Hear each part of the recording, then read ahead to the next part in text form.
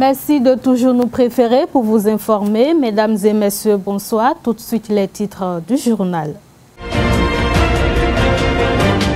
Le séminaire atelier sur la dissémination des travaux de base des objectifs de développement durable ODD a été lancé ce matin au Conseil national des chargeurs du Bénin par le ministre d'État et du Développement Abdoulaye Biotchane. Les détails dans un instant.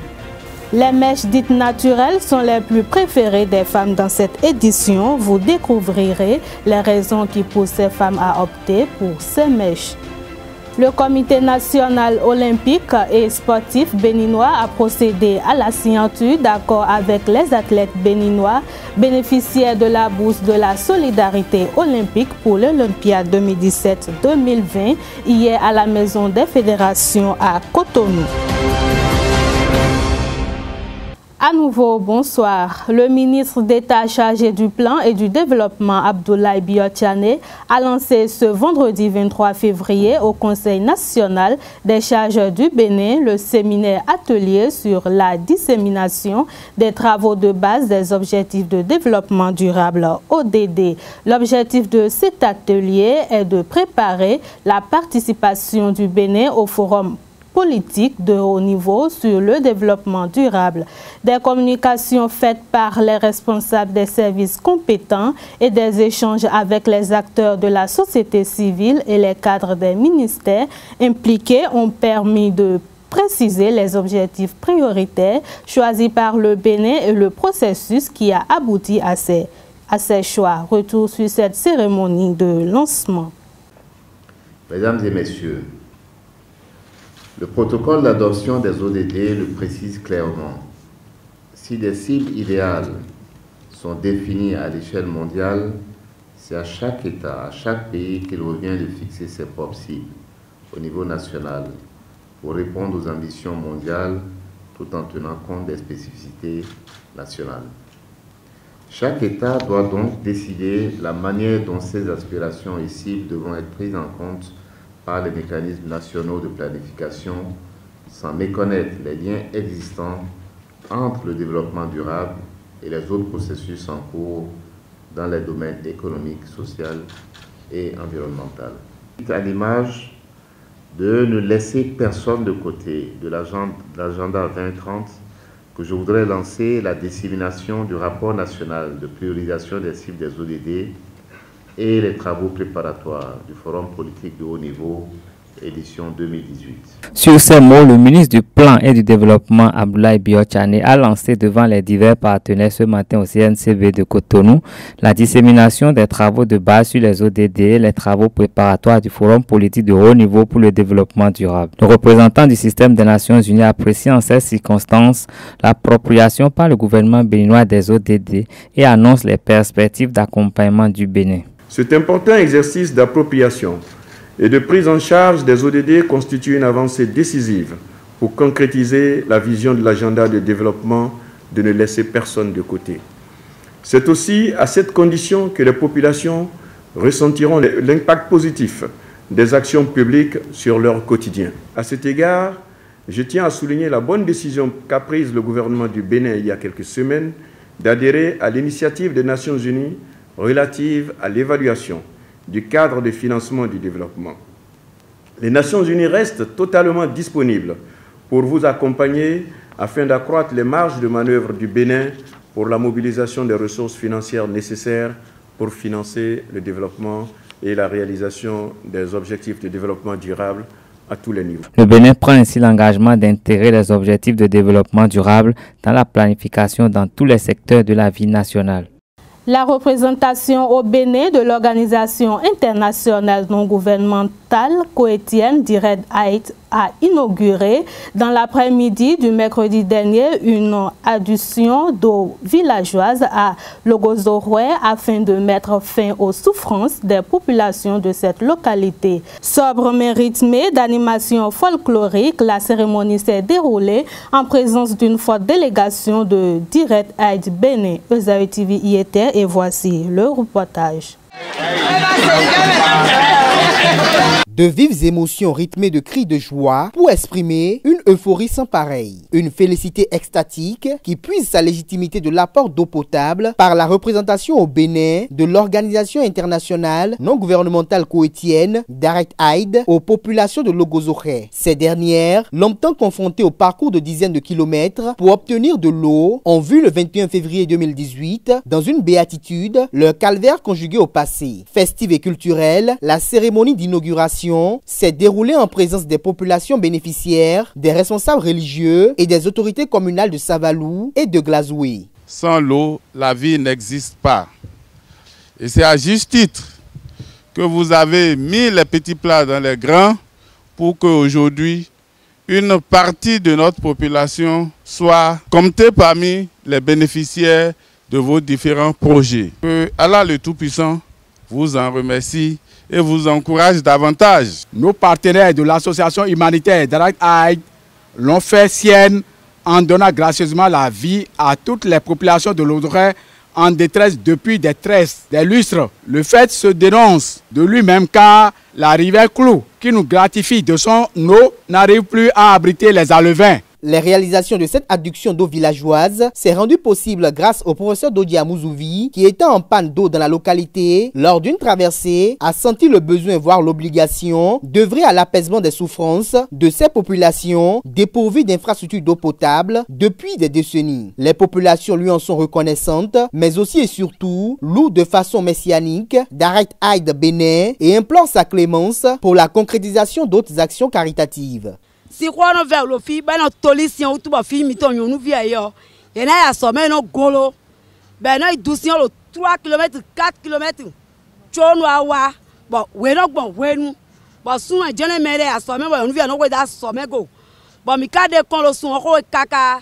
Fimiton et kako son. Fimiton via e, fimiton soa e, kako son. Bon, dans mina jen me dit, mais mi ton e dit. Bon, on a rien si on a mis le logo d'oreille. Bon, ainsi on moni mito, ben vivini mi kaka, bon les mina dokwa gwen mi so tunwa, ple logo do ton cholo kudoniwe. Bon beta, yon nou beta, vivote, le kudoniwe. Nous ne pouvons que féliciter l'initiateur, celui qui a eu le génie et qui a dit, il ne boit pas ici, mais il a dit vous allez boire, vous allez vous laver. On n'a qu'à prier pour lui et prier pour tous les directeurs de Direct Aid. Depuis Dassa, Glazoué et Savalou jusqu'à Cotonou, en allant jusqu'au Koweït, pour leur dire Dieu n'a qu'à leur rendre grâce parce que l'eau est la source de vie. Nous sommes renseignés, on nous a dit Comé est exemplaire. Et puisque Comé est exemplaire, nous n'allons pas dire nous allons œuvrer pour dépasser Comé ou égaler Comé. Mais nous allons sur le pas des gens de Comé pour faire bon usage de cet ouvrage. Les populations sont accompagnées dans l'hygiène, l'assainissement et l'amélioration du cadre de vie. À travers cette action, l'organisation internationale koweïtienne Direct Aid Bénin vient de prouver une fois de plus sa dévotion et son engagement à voler au secours des populations les plus démunies sur l'ensemble du territoire national. Les bailleurs de fonds, ils ne connaissaient pas où se trouve le Bénin. Mais ils vous aiment beaucoup et ils aiment toujours de vous joindre et de vous assister. Et sur certains, ils sont très heureux dès que vous êtes heureux. Parce que notre religion, c'est ça le but de notre religion, d'atténuer la souffrance pour les autres, n'importe quels les autres. Je suis très heureux d'être parmi vous aujourd'hui. Très heureux parce que je suis en train de voir la joie sur les visages de nos mamans et de nos sœurs et de nos frères et de nos papas. Vous savez qu'on ne peut pas rentrer dans les maisons sans taper les portes. Et vous savez que les portes, il y a des clés pour les portes. Je vous avoue aujourd'hui que sans professeur Amouzovi, je ne peux pas savoir où se trouve le Gozoué. Il a réussi de s'aimer le blé de l'amour de ce village dans notre cœur. Ce qui nous pousse à réagir vite. Direct Aid s'inscrit constamment dans la dynamique d'accompagner les gouvernements africains dans leur politique de lutte contre le triangle de la terreur, à savoir pauvreté, ignorance, maladie. Cette ambition se traduit au Bénin à travers la prise en charge de plusieurs orphelinats, la construction et la gestion d'écoles, maternelles, primaires, collèges et lycées, la mise en service d'hôpitaux modernes, des dons divers, des microcrédits aux couches défavorisées, la formation professionnelle et la promotion de l'emploi.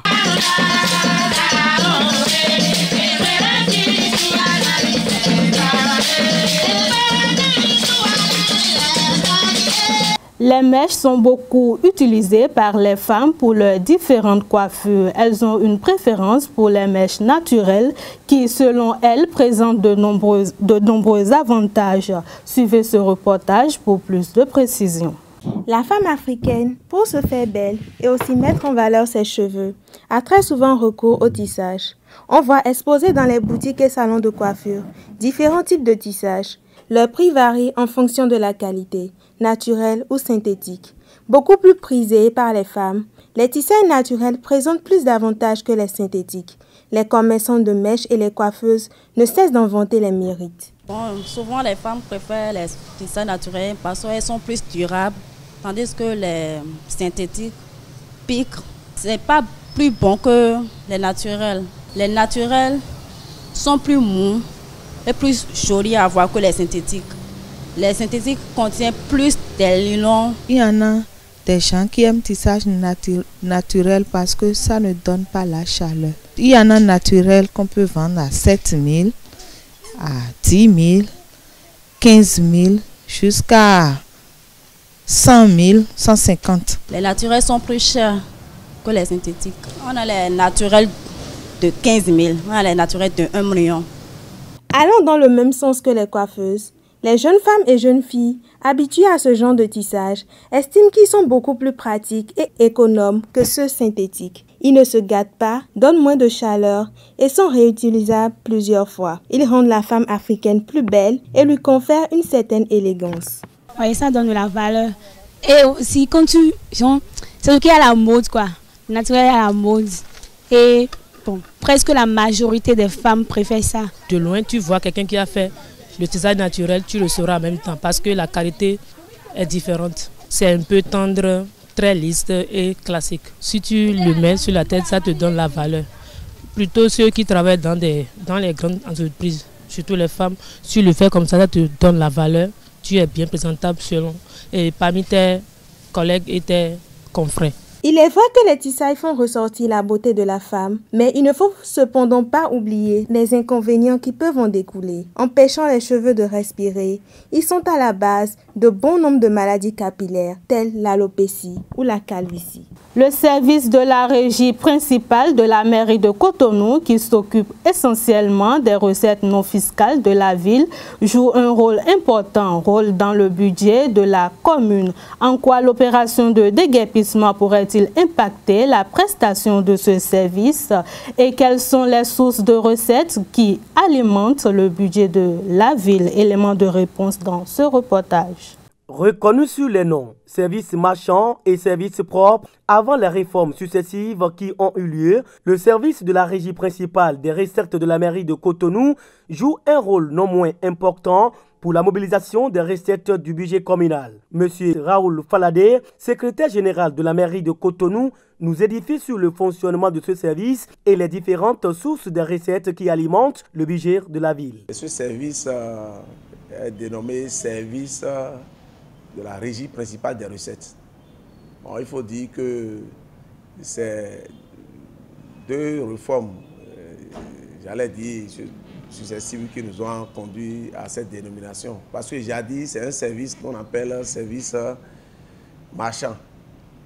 Après, devenu service des recettes propres et aujourd'hui appelé service de la régie principale des recettes, qui s'occupe essentiellement du recouvrement des recettes non fiscales de la ville. Lorsque pas des recettes non fiscales, il faut savoir simplement que pour fonctionner, la ville a besoin d'un budget. Alors, quelles sont les sources de recettes qui alimentent le budget de la commune? Principalement, vous pouvez distinguer trois sources. il y a les recettes fiscales, c'est-à-dire c'est les impôts que vous payez, dont le recouvrement est confié au préposé de l'État, c'est-à-dire la Direction générale des impôts. Nous payons peut-être une contrepartie pour contribuer au fonctionnement de ces structures-là, mais ils recouvrent les impôts pour le compte de la ville. C'est ça que nous classons dans la catégorie des recettes fiscales. Cette collecte des recettes qui dépend des usagers occupant des espaces publics de façon légale ou non, pourrait-il avoir un impact sur ce service? Monsieur Faladé nous parle. L'opération qui a été menée contribue à la salubrité de la ville, à l'assainissement de la ville. Si la ville pourrait gagner ça, il y a le cadre de vie des populations qui vient d'être amélioré, qui vient d'être assaini.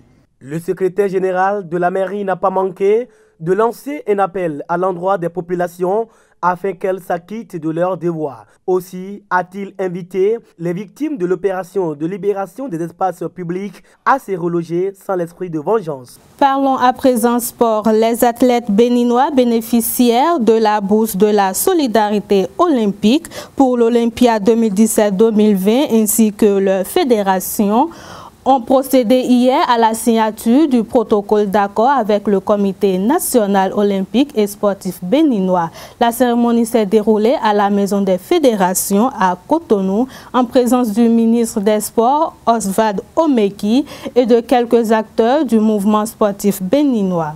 Permettre aux athlètes les plus performants de mieux se préparer en vue de leur participation aux Jeux olympiques de 2020 à Tokyo. C'est l'objectif que vise le CIO à travers la Commission de la solidarité olympique en octroyant ses bourses à ces 6 sportifs béninois, Odile Aronwanou et Noélie Yarigo en athlétisme, Celtus Dosuyovo en judo, Océane Ganiero en karaté, Privel Rinkanti en aviron et Jeudiel Kiki en taekwondo. Selon le type de bourse attribuée, ces bénéficiaires vont intégrer un centre d'entraînement retenu par la solidarité olympique ou empocher une allocation mensuelle de $1000, environ 500 000 francs CFA, a précisé le président du Comité national olympique et sportif béninois. Selon le choix des comités olympiques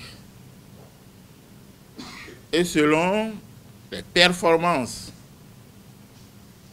reconnues par les fédérations internationales aux différents athlètes candidats, les athlètes sélectionnés sont directement affectés dans des centres de préparation.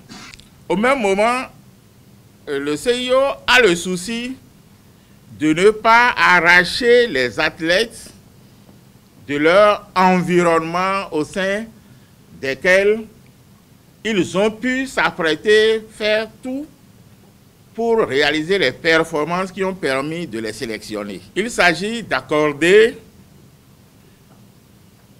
une bourse de $1000 à chaque athlète retenu par mois.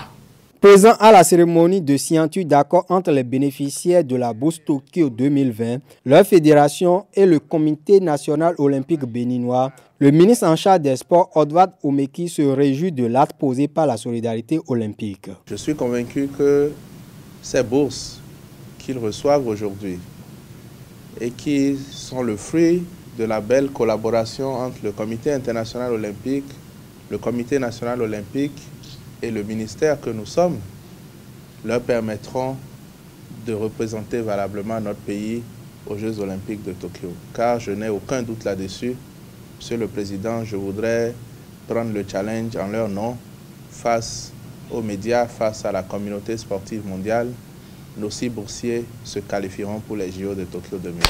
Remerciant toutes les structures impliquées dans le processus au nom de ses pairs, Océane Ganiero, une des 2 bénéficiaires présents à la cérémonie, s'engage à honorer le label Bénin. Tout sportif rêve de participer ne serait-ce qu'une fois au cours de sa carrière aux Jeux olympiques. Donc merci à la solidarité olympique, merci au président du Comité national olympique pour la confiance, parce que certes nous avons une bourse aujourd'hui, mais c'est une lourde responsabilité et Nous promettons que nous allons honorer à cet engagement que nous allons prendre aujourd'hui. Les protocoles d'accord signés ce jeudi 22 février prennent effet à partir du 1er janvier 2018 dernier pour les bénéficiaires de la bourse CNO et le 1er mars prochain pour ceux des bourses centres. C'est sur cet élément sportif que nous allons mettre un thème à cette édition. Merci de nous avoir suivis. Restez toujours connectés sur les www.ezeretv.com.